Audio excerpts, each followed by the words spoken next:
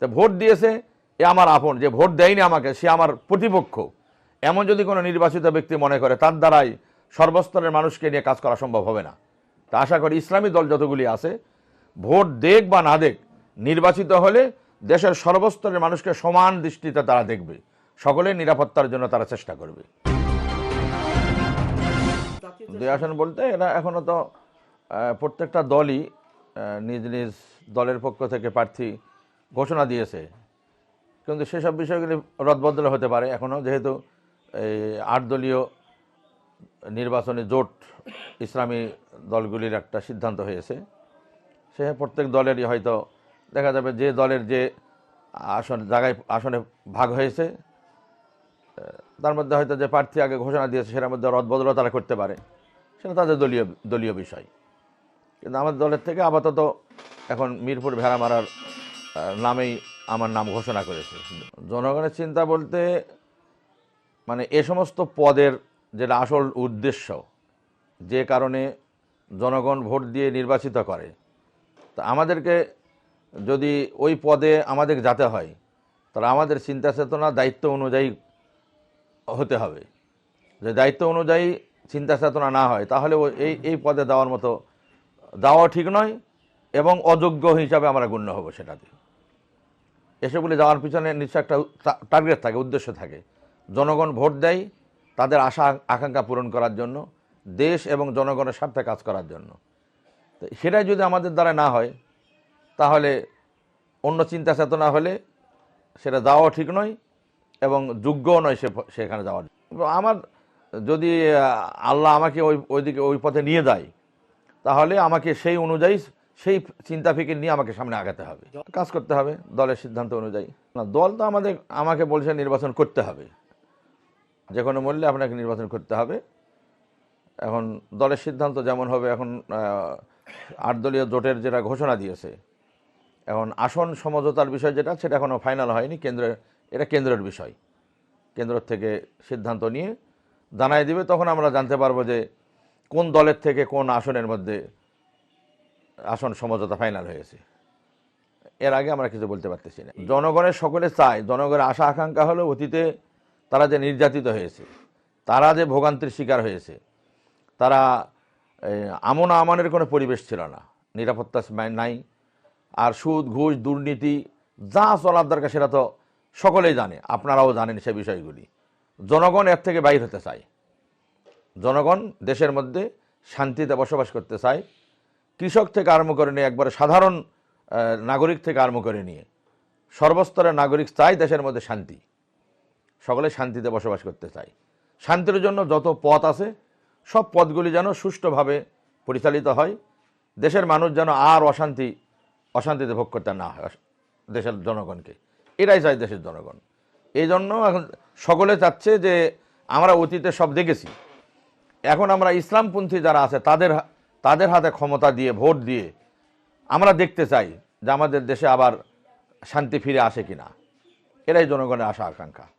তা আমাদের দায়িত্ব ইসলামপন্থী যতগুলি ইসলামের নামে যত দল আমাদের দেশে আছে তাদের দায়িত্ব হবে, কাজও হবে এটাই যে দেশের জনগণের এই আশা আকাঙ্ক্ষার প্রতিফলন যেন হয়।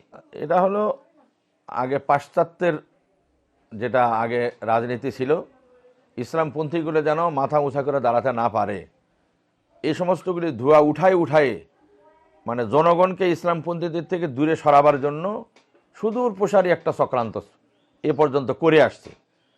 সেই ধারাবাহিকতাই চলতেছে।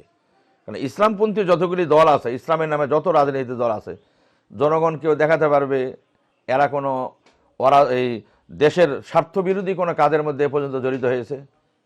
কিন্তু ওলামায়ে কেরামের পকেটের মধ্যে ব্যাগের মধ্যে বোমা ঢুকাই দিয়ে তাদেরকে জঙ্গি বানানোর চেষ্টা করা হয়েছে, মিথ্যা অপবাদ দিয়ে জঙ্গির ধোঁয়া উঠায়ে নির্যাতন করা হয়েছে, জেল জরিমানা করা হয়েছে। একটাও প্রমাণ নেই, সবগুলো ভুয়া, কোনো একটাও প্রমাণ নয়। যদি একটা প্রমাণিত হতো তাহলে হতো, দেখাতে পারবে না, পারেনি কেউ। কিন্তু তাদের প্রভাব ছিল, ক্ষমতা হাতে ছিল।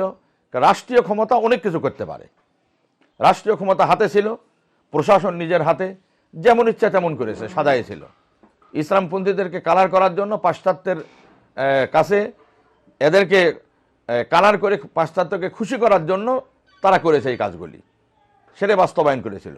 কিন্তু এরা যে 100 ভাগের 100 ভাগ ভুয়া, অবাস্তব, এর মধ্যে কোনো সন্দেহ নেই। আবার নতুন করে ওই ধোঁয়া উঠায় জনগণকে ধোঁকা দিতে পারবে বলে আমার মনে হয় না। জনগণকে আর ধোঁকা দিতে পারবে না, জনগণ বুঝে ফেলেছে এটা তাদের সুদূর প্রসারী একটা চক্রান্ত ছিল। হ্যাঁ, যদি আমাকে দল মনোনীত করে, যদি আসন সমঝোতার মধ্যে আমি যদি সেই আসন সমঝোতার মধ্যে যদি ফাইনাল হই, যে কোনো দলের মধ্যে আমাকে পক্ষ থেকে আমাকে ফাইনাল করা হয়েছে কোনো আসনের মধ্যে, তাহলে আমি এটা সর্বস্তরের জনগণ, জনসাধারণ, তারপরে মিডিয়া কর্মী, সাংবাদিক যারাই আছেন সকলের সহযোগিতা নিয়ে আমি চেষ্টা করব যাতে ইসলামী দলগুলির যে আদর্শ ক্ষমতায় আসার পরে সেই আদর্শ যেন বাস্তবায়ন করা সম্ভব হয়। সর্বস্তরের মানুষ, প্রশাসন, সাংবাদিক, জনসাধারণ, সর্বস্তরের মানুষ যেন নিরাপত্তার সাথে, আমনা আমানের সাথে স্বাধীনভাবে এই স্বাধীন দেশে যেন নিজের দায়িত্ব পালন করতে পারে, কাজ করতে পারে। আশা করি আমরা সেই চেষ্টাই করব। এখানে আমাদের আমরা কাউকে প্রতিপক্ষ বানাবো না।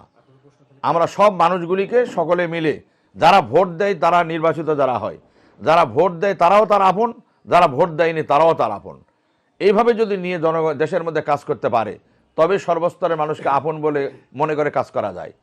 তো ভোট দিয়েছে এ আমার আপন, যে ভোট দেয়নি আমাকে সে আমার প্রতিপক্ষ, এমন যদি কোনো নির্বাচিত ব্যক্তি মনে করে, তার দ্বারাই সর্বস্তরের মানুষকে নিয়ে কাজ করা সম্ভব হবে না। তা আশা করি ইসলামী দল যতগুলি আছে, ভোট দেখ বা না দেখ, নির্বাচিত হলে দেশের সর্বস্তরের মানুষকে সমান দৃষ্টিতে তারা দেখবে, সকলের নিরাপত্তার জন্য তারা চেষ্টা করবে। এখন আমি আগে যতটুকু জানছিলাম, আমাদের দেশের পরিবেশ পিআর পদ্ধতির গঠন সংবিধান ও পিআর পদ্ধতির কোনো নিয়ম নাই দেশে। এখন পরবর্তীতে কেন্দ্র থেকে এবং যারা বর্তমান রাষ্ট্র ক্ষমতায় আছে, অন্তর্বর্তীকালীন সরকার, তাদের ব্যাপারে ফাইনাল ডিসিশন তাদের কি হয়েছে এই বিষয়টা আমার পুরো জানা নেই, এই জন্য ওই বিষয়টা আমি সঠিক বলতে পারতেছি না।